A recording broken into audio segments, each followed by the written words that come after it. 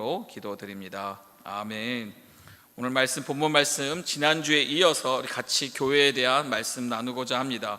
본문 말씀 마태복음 16장 16절 18절까지 말씀 같이 한 절씩 교독하겠습니다. 제가 먼저 16절 말씀 읽습니다. 시몬 베드로가 대답하여 가로되 주는 그리스도시요 살아계신 하나님의 아들이시니이다.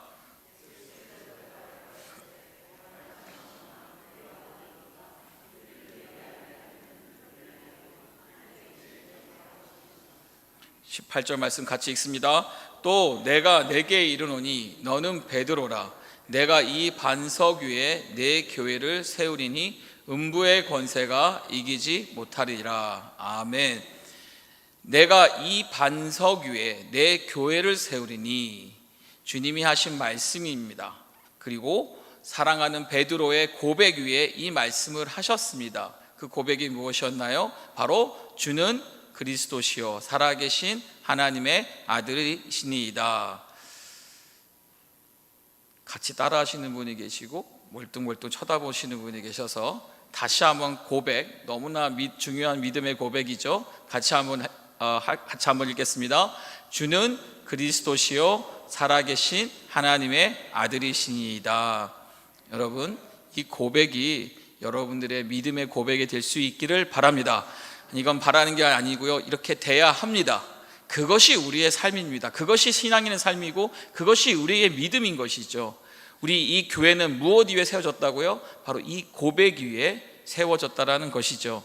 그렇기 때문에 우리가 이 자리에 모여서 우리 이름을 생명샘 교회라고 해서 교회가 되는 것이 아니고, 우리가 모여서 목회자와 성도와 어떠한 교회의 모습이 있다고 해서 교회가 되는 것이 아니라, 교회의 본질은 무엇이라고 말씀드렸습니까? 바로 이 고백을, 이 믿음의 고백을 말하고 또 살아가는 사람들의 모임이 결국 교회가 되는 것이고, 그 모임 속에 예배와 찬양과 경배와 하나님의 은혜를 사모하는 모임이 예배가 되는 것이라는 것을 지난 시간에 나누었습니다.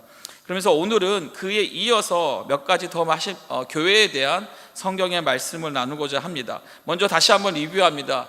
교회의 본질에 말씀드렸습니다. 또 교회에는 무엇이 있다고 말씀드렸습니까? 특권이 있다고 말씀드렸습니다. 특권은 무엇입니까? 교회는 신령한 모임입니다. 거룩한 모임입니다. 세상과 구별되는 모임입니다. 세상에도 수많은 에클레시아 모임들이 있습니다. 하지만 교회의 에클레시아, 교회의 모임은 다르다라는 것이죠. 무엇이 다른 것입니까? 바로 하나님께서 교회에게 주신 특권, 유일한 특권, 그것은 무엇인가요? 바로 죽어가는 영혼, 죽을 수밖에 없는 영혼, 지옥 갈 수 없는 영혼들을 어디로요?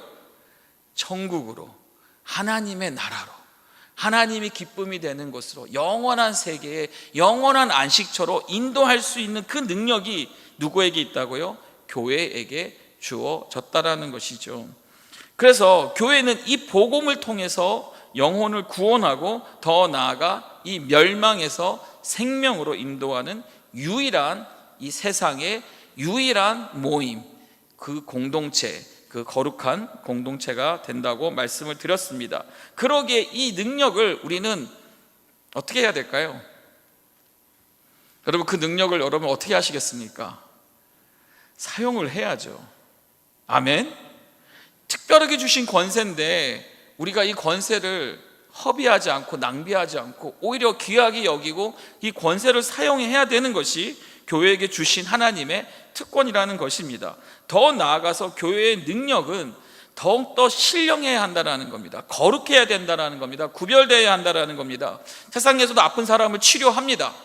그리고 치료하면서 치료에 대한 치료비를 내고 그것으로 끝이 납니다. 물론 감사를 하겠죠. 하지만 교회는요, 우리 예수님이 치료하십니까? 왜 아멘이 없으세요? 여러분, 우리 예수님도 우리 아픈 병을 치료하십니까? 아멘한 자에게만 그 기적이 일어날지어다. 예수님도 치료하세요. 지금도 그 치료와 기적은 어디에서든지 일어나고 있습니다. 특별히 어디에서 일어납니까? 믿는 자에게서 일어납니다. 근데 주님의 치료는, 우리 하나님이 치료하시는 치료는요, 그냥 병만 치료하는 것이 아닙니다. 무엇 또한 치료하십니까? 그 심령에게, 그 영혼에게 믿음을 주신다는 것이죠. 어떤 믿음이요? 구원의 믿음, 살아계신 하나님을 만나는 믿음, 더 나아가 그 삶 가운데에 성령의 충만함을, 그 경험을 통해서, 그 은혜를 받음을 통해서 그 믿음을 하나님이 주신다라는 것이죠. 그러니까 하나님이 하시는 일은 세상과 구별될 수밖에 없다라는 것이에요. 그래서 우리는 무엇을 하나요? 늘 모여서 기도하는 거 아닙니까? 왜? 신령한 능력을, 하나님이 거룩한 능력을, 이 복된 능력을 우리에게 있게 해달라고. 여러분, 세상에 많은 깨진 가정들이 있습니다. 그리고 세상에서도 상담학으로 여러 가지 제도를 통해서, 시스템을 통해서, 또 교육을 통해서 가르치려고 합니다. 그러면서 회복되기도 합니다. 하지만 하나님이 일하시는 하나님의 회복은 다르다라는 것이죠. 그냥 가정만, 깨진 가정만 회복시키는 것이 아니라 그곳에 진정한 구주 예수 그리스도, 진정한 우리 삶의 왕을 알게 하고 만나게 하고 경험케 하는 것이 바로 하나님의 신령한 특권이라는 것이죠. 그러기에 우리 교회는 이 주님 주시는 이 특별한 능력들이 행해지는 은혜가 있어야 될 줄 믿습니다. 세상에서 나가면, 저희가 지난 공립기념일을 맞이해서 저희와 저희 온 가족들, 우리 부모님, 형제들이 함께 저쪽 레이크 헤로드 마운틴에 올라갔습니다. 와, 어디서 사람들이 그렇게 많이 오나요? 가는 곳마다 아주 그냥 꽉꽉 사람들이 차져 있습니다. 그러면서 그곳에서 막 떠들고 즐겁게 그 것을 인조해하면서 보내는 사람들을 보았습니다. 저희도 한 숙소를 정하고 우리 온 가족이 한 15명 정도 모여서 딱 들이자마자 저희는 항상 가는 곳마다 뭘 하냐면, 말씀드렸죠? 들어가자마자 숙소에 들어가서 짐도 풀기 전에 자, 우리 예배 드립니다 해서 다 같이 모였어요. 그리고 예배를 드립니다. 어렸을 때는요, 제가 초등학교 때, 중학교 때는요, 그 예배가 그렇게 좋지 않았습니다. 아니, 빨리 놀러 왔는데 빨리 짐 풀고 빨리 나가서 물에 들어가든지 뭔가 놀고 싶은데, 근데 제가 믿음을 갖게 되고 또 이렇게 목회자도 되고 그렇게 믿음의 사람이 되니까 이 예배가 얼마나 소중하고 중요한 것인지, 거기서 주시는 이 모든 것이, 아까 우리 찬양 부렸죠. 주 하나님 지으신 모든 세계, 이런 찬양 거기 가서 해야 돼요. 막 그 광활한 자연들을 보면서, 이야, 하나님이 지으시는 이 놀라운 세계의 모습들 찬양하면서 그 예배를 드릴 때 세상 사람이 누릴 수 없는 무엇을요? 하나님을 통해 받을 수 있는 참된 기쁨을, 감사를, 그러한 특별한 하나님의 능력을 이 교회에 주셨다라는 것이죠. 여러분, 구역마다 하나님의 기쁨이 있기를 바랍니다. 여러분, 모임 때마다 맛있는 음식을 나누고 섬기고 또 섬김을 받고 그 사랑의 관계 속에서 그냥 기쁨이 아니라 하나님이 주시는 신령한 기쁨이 있기를 주님의 이름으로 축복합니다. 더 나아가 세 번째, 교회의 모습은 어때야 되냐? 교회의 모습은 주님의 모습으로 충만해야 된다고 말씀을 드렸습니다.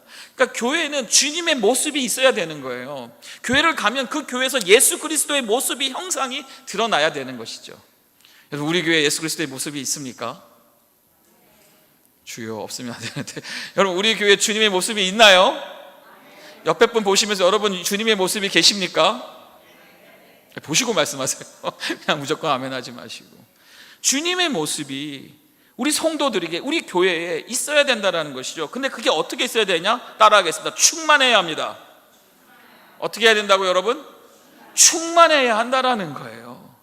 이 충만이란 것은 무엇입니까? 흘러 넘치는 것이죠. 마치 컵에 물을 부으면 그 물이 채워지고 나중에 어떻게 됩니까? 흘러나가게 돼 있다는 것이죠.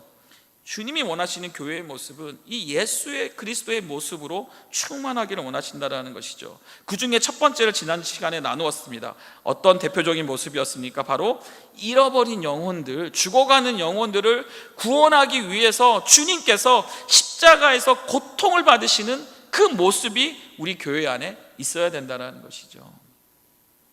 할렐루야, 할렐루야.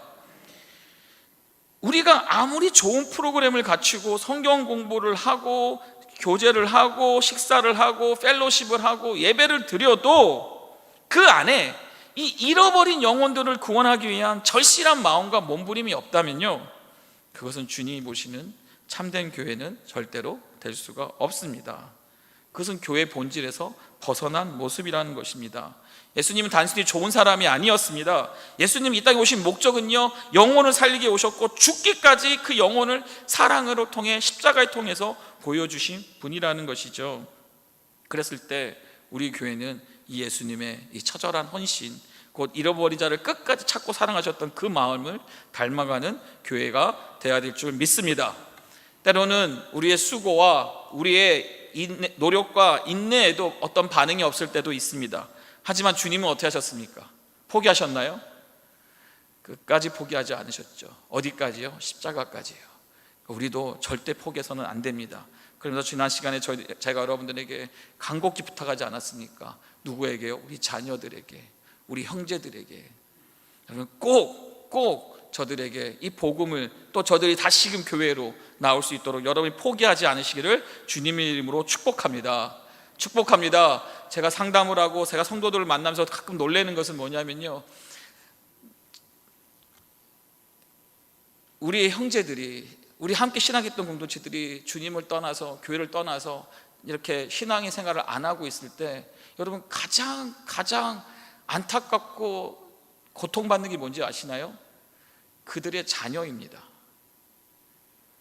그냥 부모님 세대가 교회 안 간다고, 부모님 세대가 시험 들어서 신앙생활 안 한다고 해서 그것을 끝나는 것이 아니라 그의 열매가 그들의 자녀들에게까지 간다라는 거예요. 제가 그런 것을 보고 얼마나 속상한지 모르겠습니다. 하나님 얼마나 속상하실까요?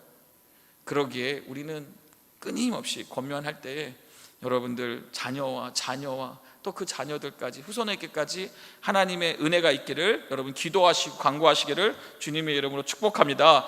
두 번째, 여러분 대표적인 모습은 무엇이냐면요, 주님께서 겟세마네 동산에서 기도를 하십니다. 어떻게 기도하셨죠? 그의 땀방울이 어떻게 됐다고요? 피가 되기까지. 저도 많은 주님의 기도의 모습을 따라해 보려고 했는데 땀방울은 나와요. 근데 피가 되지는 않더라고요. 어떻게 기도하셨기 때문에, 어떻게 기도하셨는지, 정말 얼마나 간절히 주님 앞에, 하나님 앞에 기도하셨는지, 그리고 그 기도가 무엇인지를 우리는 알아야 된다는 겁니다. 그것이 주님의 모습이고 그것이 우리 교회 안에 있어야 되는 교회의 모습이라는 것이죠. 우리도 교회에서 새벽 기도를 드립니다. 또 앞으로 주중 기도회도 준비하고 있습니다. 그리고 우리가 예배 시간 전에, 우리 모임 전에 우리 기도하기를 권면합니다. 그 이유는요, 이것이 전통이기 때문에, 이것이 해왔던 방식이기 때문이 아니라 주님께서 땀이 피가 나도록 기도하셨던 그 주님의 모습을 우리가 알기 때문에 닮아야 된다는 것이죠. 그리고 이 기도는 단순히 간절히 기도하는 것으로 끝나지 않았습니다. 예수님께서는 겟세마네에서 기도하신 궁극적인 것이 무엇이었습니까? 어떻게든 이 십자가를 지지 않게 해주세요가 아니었죠. 무엇이었습니까? 주님의 기도는 나의 원대로 마옵시고 아버지의 원대로 하옵소서. 이 말씀은 우리에게 참된 기도의 방향을 보여줍니다. 결국 기도는 무엇입니까? 내 뜻을 관철시키는 수단이 아니라 그 기도를 통하여 하나님의 뜻을 따라서 내가 순종하고 나의 기도를 바꿔가는 하나님과의 대화의 시간이라는 것이죠. 진짜 교회는요, 바로 이런 기도가 살아있는 곳이어야 돼야 합니다. 우리의 교회의 모든 기도 자리마다 하나님의 뜻이 이루어지기를 바라는 간절한 순종의 기도가 되기를 축복합니다. 그런데 이 기도 속에서 우리가 또 한 가지 잊지 말아야 되는 것은 주님이 잠깐 5분, 10분, 20분, 30분, 1시간 기도하셨냐는 거죠. 땀방울이 핏방울이 되기까지 기도하셨던 그 주님의 모습에는 무엇입니까? 간절하면서도 주님 앞에 매달리면서도 길게 기도하신 주님, 얼마나 길었으면 제자들이 어떻게 했어요? 잠깐 참지 못하고 잠이 들 정도로 기도하셨다라는 거예요. 이유는 우리가 기도할 때에 이 기도의 목적 속에서 하나님의 음성을 반드시 들어야 합니다. 아멘. 다음 시간은 이제 하나님의 음성을 듣는 방법에 대해서 여러분과 나눌 예정입니다. 미리 스포일합니다. 기대하시기 바랍니다. 중요한 것은 기도라는, 주님이 보여주신 기도는요, 하나님의 뜻을 깨닫는 거, 하나님의 마음을 아는 거, 하나님의 심정을 아는 거, 저도 기도를 하면서요, 기도가 길어진다는 것은 무엇입니까? 내가 하나님 앞에 포기하지 못하는 무엇인가가 있기 때문에 기도가 길어질 수밖에 없는 것이죠. 그런데 기도 속에서 하나님의 음성을 들으려고 하고 하나님의 마음을 알게 하려고 하나님의 말씀들을 떠올리게 해달라고 기도하면요, 그 기도에 하나님은 반드시 응답하신다는 것이죠. 그 응답이 뭡니까? 바로 하나님의 뜻을, 하나님의 마음을, 하나님의 말씀을 주시는 것을 여러분들이 꼭 경험할 수 있기를 바랍니다. 세 번째, 주님이 이 땅에 오셔서 우리들에게 보여주신 교회의 모습은 무엇입니까? 따라하겠습니다. 사랑. 무엇이라고 여러분? 사랑이라는 것입니다. 교회 속에는요, 이 사랑이라는 주님의 모습이 충만해야 합니다. 넘쳐나야 합니다. 옆에 분 한 번 더 인사합니다. 사랑합니다. 네, 우리가 사랑합니다 말하고 해서 사랑이 다시 넘쳐나는 건 아니지만 우리가 계속 연습을 해야 되죠. 우리가 프랙티스를 해야죠. 주님의 사랑에 대해서 알고 나누고 베풀고 말하고 알려주고 가르쳐주고 보여주어야 한다는 것입니다. 가정에서도 여러분 주님의 사랑을 보여줘야 합니다. 부모들 간에서도 부모가 아버지 엄마가 아빠 엄마가 자녀들에게 뭘 보여줘야 돼요? 사랑을 보여줘야죠.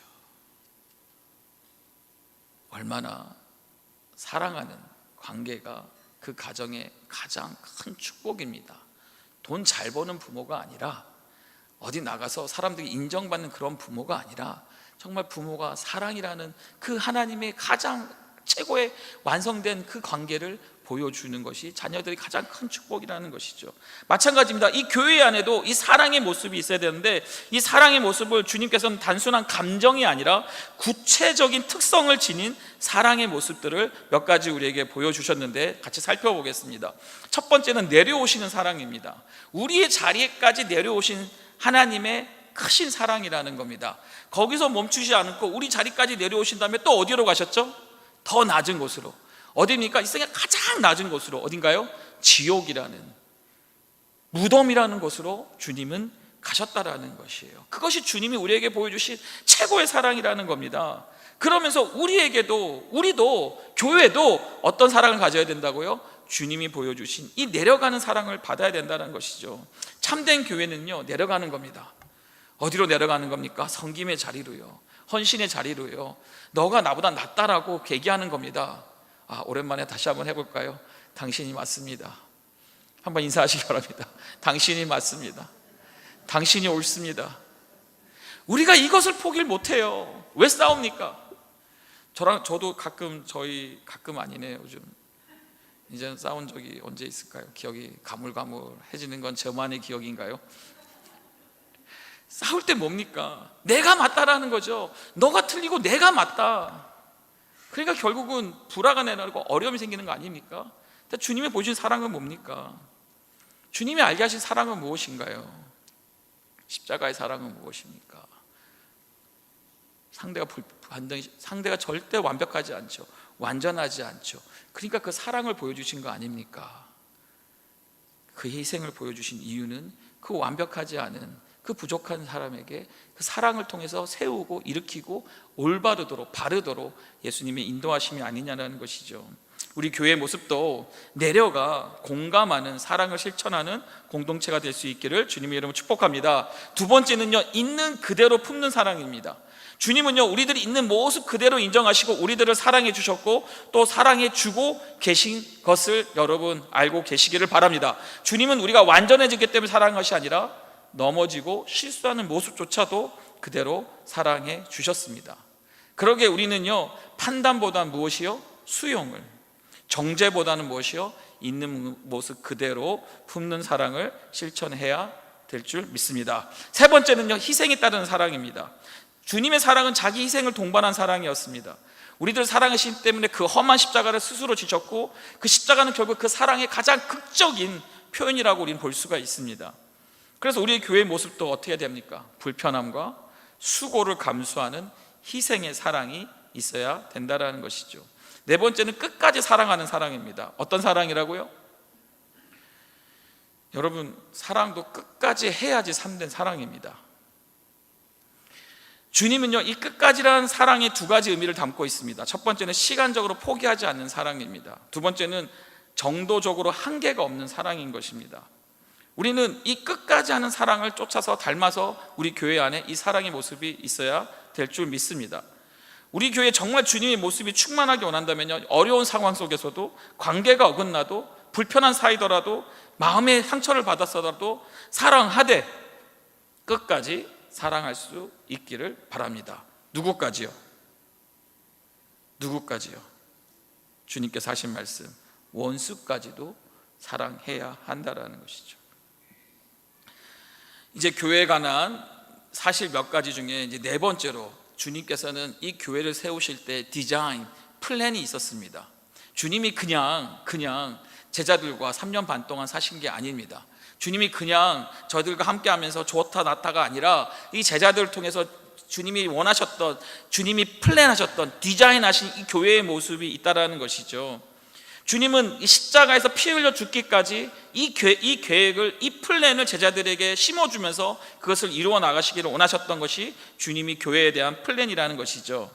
그렇기 때문에 우리는 이 성경 안에 담겨있는 그 플랜들을, 그 계획들을 좀, 설계도를 관심을 가질 수 있기를 바랍니다. 오늘날 많은 성도들이요, 보면은 교회에 대해서 자기 생각과 자기 기준에 맞는 교회를 만들어 가고 있지 않나 생각이 듭니다. 어쩌면 때로는요, 내가 원하는 교회를 찾다 보니까 주님이 원하시는 교회를 우린 때론 놓치고 있지 않나 생각이 듭니다.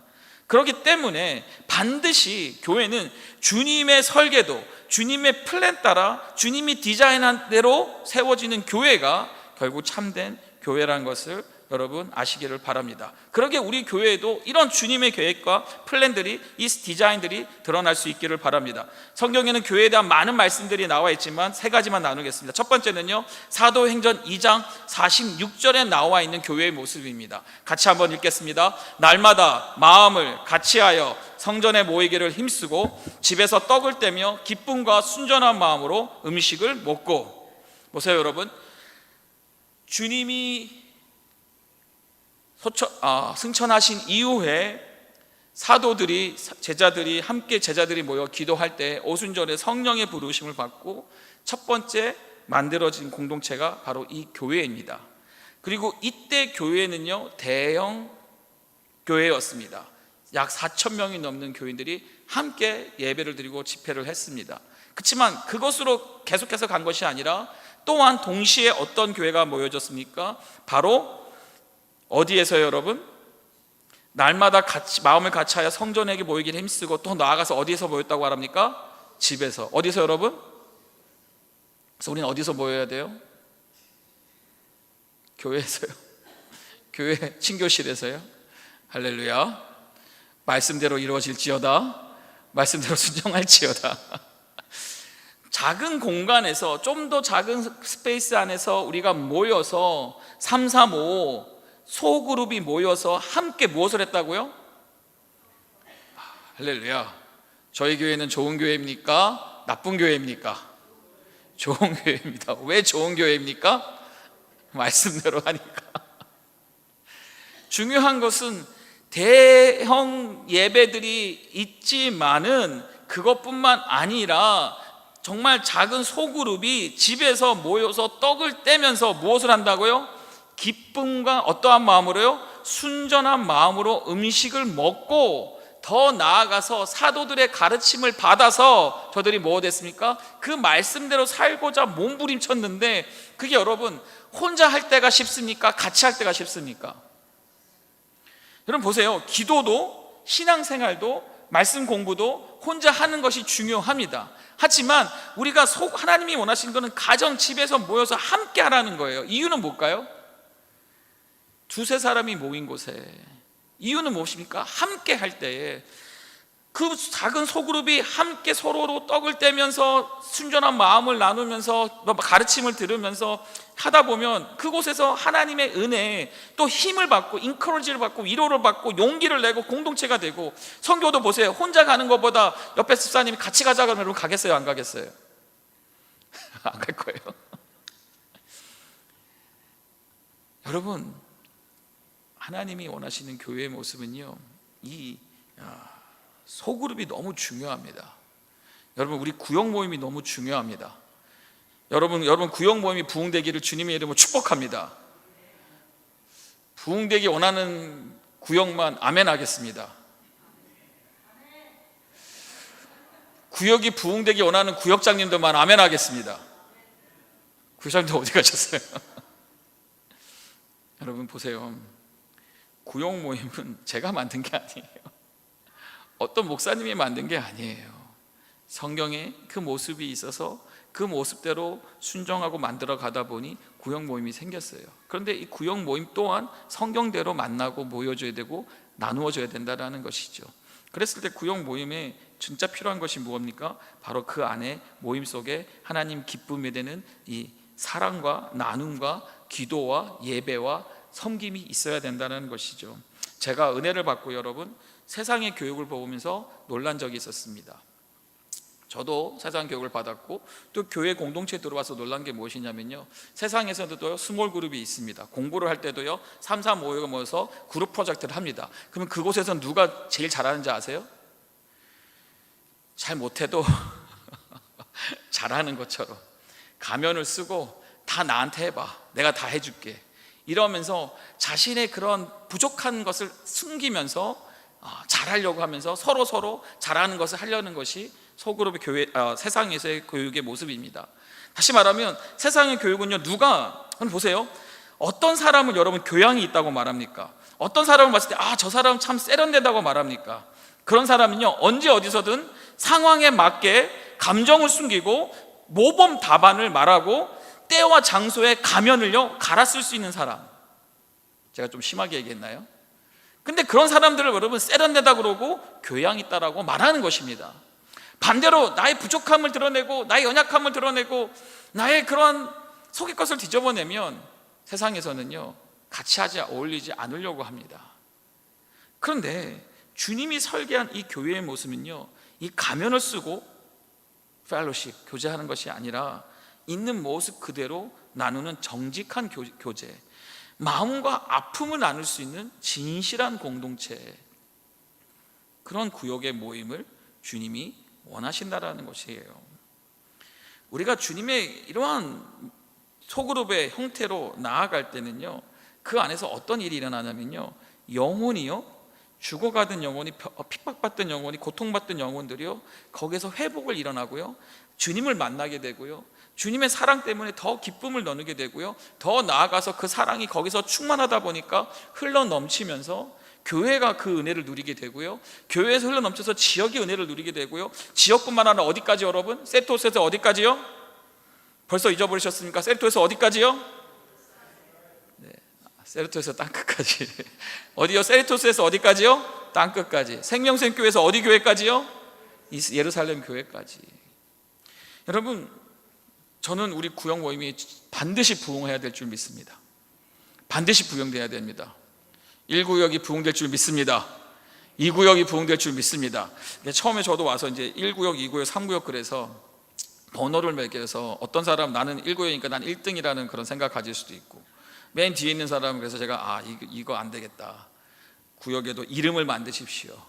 이름을 한번 지어보십시오. 여러분 구역에 가장 어울리는 적절한 이름을 만들어 보세요 라고 부탁을 드렸습니다. 그리고 만드신 구역이 있고 아직 안 만드신 구역이 있는 것 같은데요, 구역 이름 만드시면 좋겠습니다.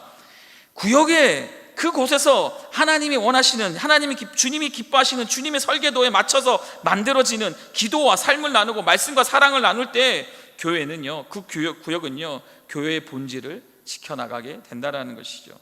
구역 모임은 프로그램이 아니라 무엇이라고요?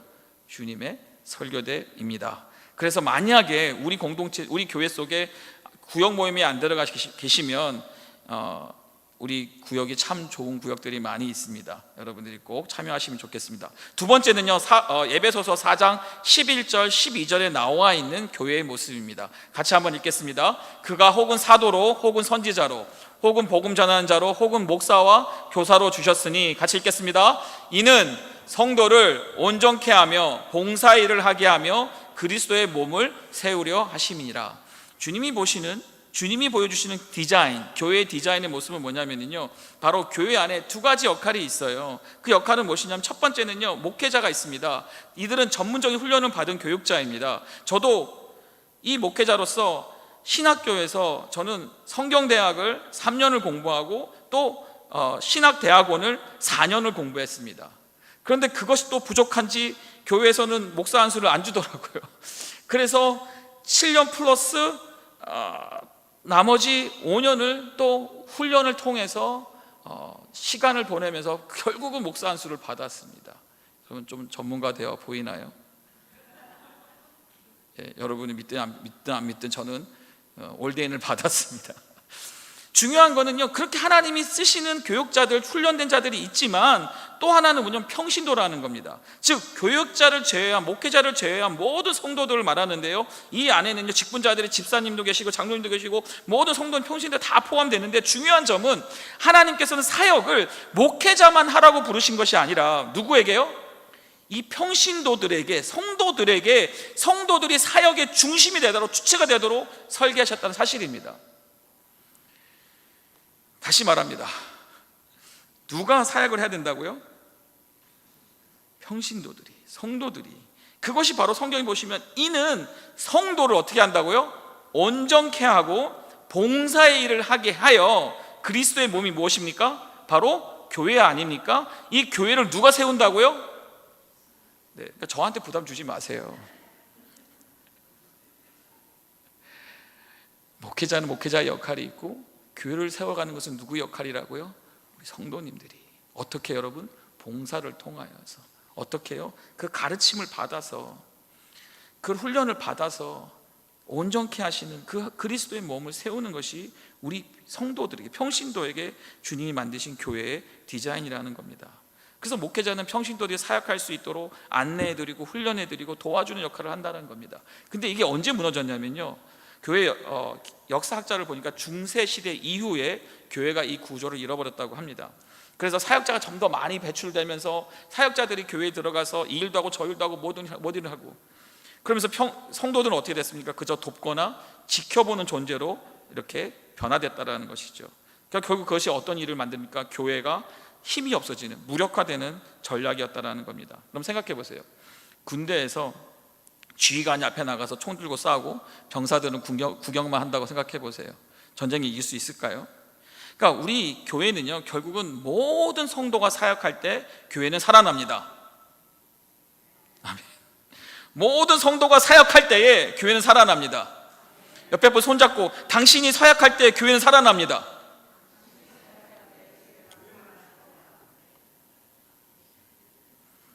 이게 주님이 디자인하신 교회의 모습이라는 겁니다.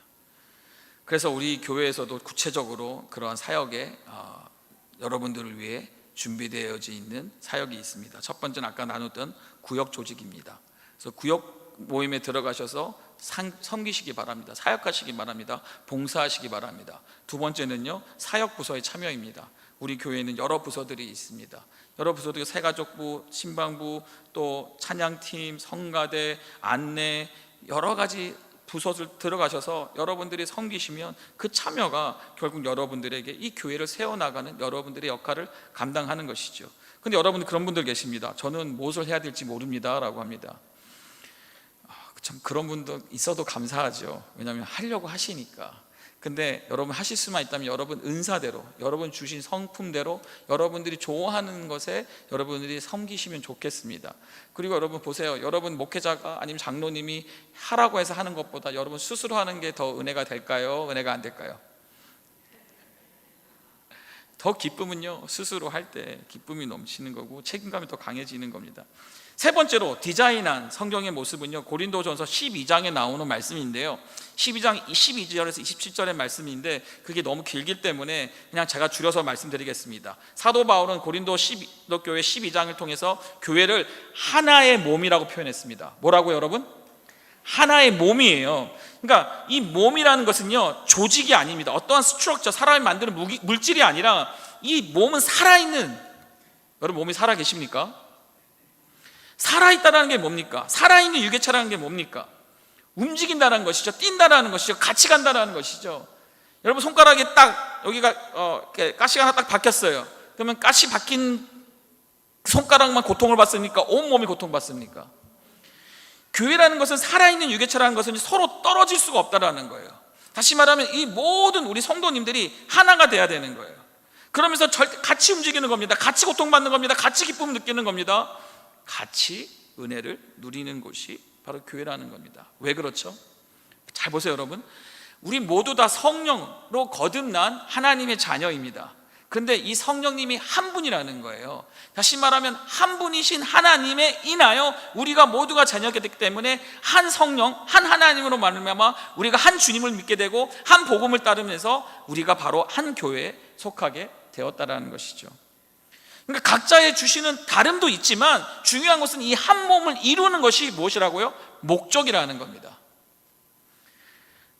그랬을 때에 이 유기체적인 교회 한 몸이 되기를 유지하기 위해서 필요한 세 가지 요소가 있습니다. 첫 번째는 단일성입니다. 아까 말씀드린 것처럼 한 몸을 부르기 때문에 우리가 하나가 돼야 돼요.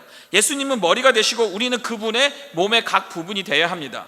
다양한 출신과 배경과 은사와 여러 가지 다른 사정들을 가지고 있지만 우리가 교회 안에서는 믿음 안에서 하나가 되어야 됩니다. 건강한 몸이 되려면요 한 방향으로 가야 돼요. 이쪽 눈은 이쪽 바라보는데 저쪽 눈은 이쪽을 바라보면 어떻게 되는 거죠? 네, 문제가 있는 것이죠. 같이 보고 같이 움직이고 같이 가야 된다는 것이죠. 그러면 이를 위해서는 어떻게 해야 됩니까? 그건 다음 시간에 기회가 되면 또 나누도록 하겠습니다. 두 번째는요, 단일성뿐만 아니라 다양성도 있다라는 겁니다. 무엇이 있다고 여러분? 다양성. 자, 몸에는 눈, 귀, 손, 발, 심장, 신경 등 다양한 지체들이 있습니다. 근데 모두 같은 역할을 한다고 해보세요. 큰일 나겠죠? 각자 역할이 다 다릅니다. 그렇지만 달라야지만 몸이 온전해질 수가 있는 거예요. 교회도 마찬가지입니다. 성도 각자가 서로 다른 은사와 역할을 감당해야 합니다. 여러분 서로 다름은요 절대로 약점이 아닙니다. 주님의 몸을 풍성하게 세워가는 감정입니다. 가끔 이런 말 하죠. 저 사람은 왜 저렇게 하지? 왜 저렇게 다르지? 라는 표현을 합니다. 그때 여러분 믿음의 사람은 이렇게 고백합니다. 야, 저런 사람이 있어서 우리 교회가 더 풍성하구나. 아멘. 저런 사람이 있어서 우리 교회가 힘들다가 아니라 와, 저렇게 생각하는 사람, 저런 모양들, 저런 사람들이 있으니까 우리 교회가 더 풍성하구나 고백할 수 있어야 된다는 거예요. 다양성을 인정해야 합니다. 나랑 다르기 때문에 배제하고 분리, 왕따시키고 교회 안에서 절대 이런 일이 있어서는 안 됩니다. 오히려 품어주고 함께 하려고 하고 또 맞춰주려고 하고 눈높이를 맞출 필요가 있다는 것이죠. 참 저는 이민교회를 목회하고 훈련받으면서 가끔 놀라는 것이 뭐냐면요, 와, 정말 이민교회는 다양합니다. 지역도 다양하고요. 저는 한 번은 어떤 성도님을 만났는데 이 성도님은요 태어난 곳은 한국입니다. 자란 곳은 브라질입니다. 공부한 곳은 아르헨티나입니다. 그리고 실제로 사는 곳은 미국입니다. 도대체 누구냐고요. 대화를 해보면요 정말 분명히 한국 사람이에요. 그러니까 한 4, 50%는 한국 사람인 것 같아. 근데 생각과 문화와 성격은 너무 다른. 그래서 근데 이 이민교회가 많이 그런 것 같아요. 각자 너무나 다른 곳에서 이렇게 모여서. 그렇기 때문에 우리 교회는 이 다양성을 더욱더 인정해 줄 필요가 있다는 것이죠. 결국 어디로 가야 돼요? 따라하겠습니다. 상호 의존. 우린 서로를 필요로 합니다. 내가 아무리 뛰어나도 다른 지체가 없으면 완전한 몸이 될 수 없습니다. 각 지체들이 어느 날 모였습니다. 각기 자랑을 하고 있습니다. 입이 말합니다. 야, 너희들 내가 없어지면 밥을 어떻게 먹어? 말을 어떻게 해? 그랬더니 발이 말합니다. 야, 밥만 먹고 말만 하면 무엇하냐? 내가 없으면 너희들이 어디도 갈 수 없다. 그랬더니 이제 각자 다 지체들이 자기 자랑을 막 합니다. 마지막에 누가 남았냐면 이 새끼 발가락이 남았습니다. 야, 그 궁금해진 거예요. 도대체 너는 무슨 자랑을 할까? 사람들이 지체들이 이렇게 보고 있습니다. 그랬더니 이 새끼 발가락이 드디어 말을 합니다.